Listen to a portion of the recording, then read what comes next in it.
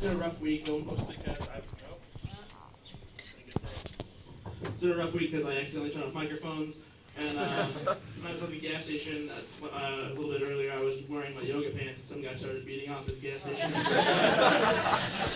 At least I know I was looking good. But no, the real reason I was actually pissed off is because it's baseball season now officially. And my roommates are actually really big sports fans. And I don't have a problem with people getting excited about sports. That's completely fine with me. My bigger problem is that they're Cubs fans, which some of you might have a problem with. But the problem is they forget what happened last season, and they get upset again this season. Like an abused wife or something like that.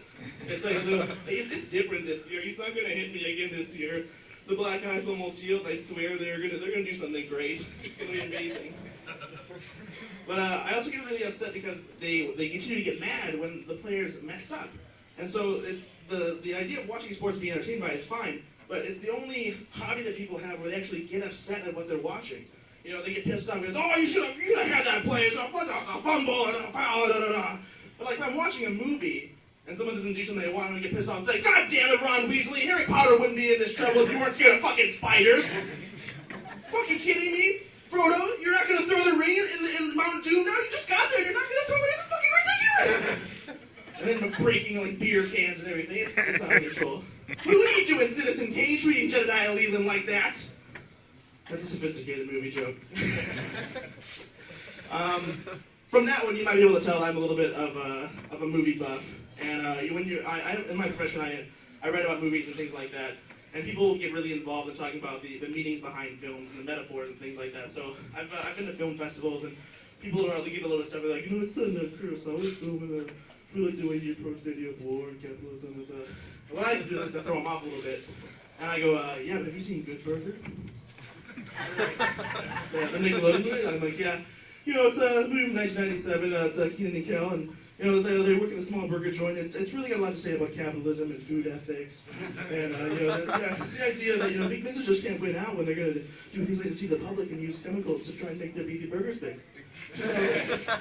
Take that, Roger Ebert. Soon.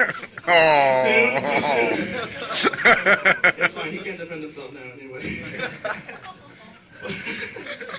But no, speaking of good food anyway, I was at the grocery store the other day, and I had my mind blown because I'm getting worried that companies are now doing anything and everything they can to just blow our minds with all these food creations. Like, it's getting to the point where we're trying to put bigger food into smaller food.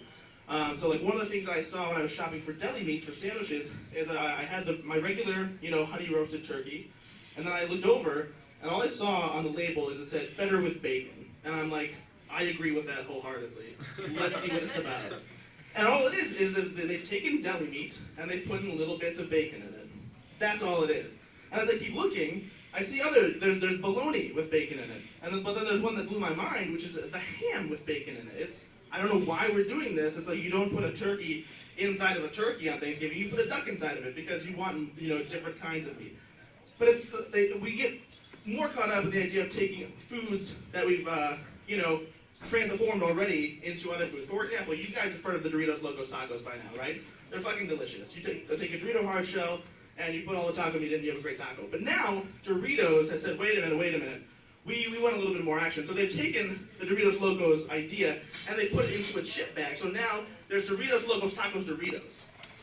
I'm not even joking. It's a taco Dorito with either the nacho cheese or the Cool Ranch Dorito. It is the inception of fast food and potato chips. It's like Leonardo DiCaprio blew his mind. It's unbelievable.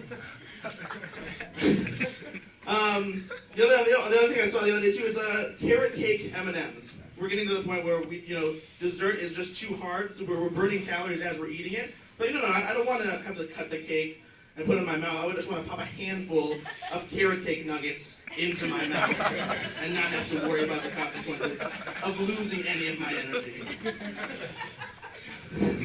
As you can see, I've tried some of these foods. I'm a little bit bigger guy.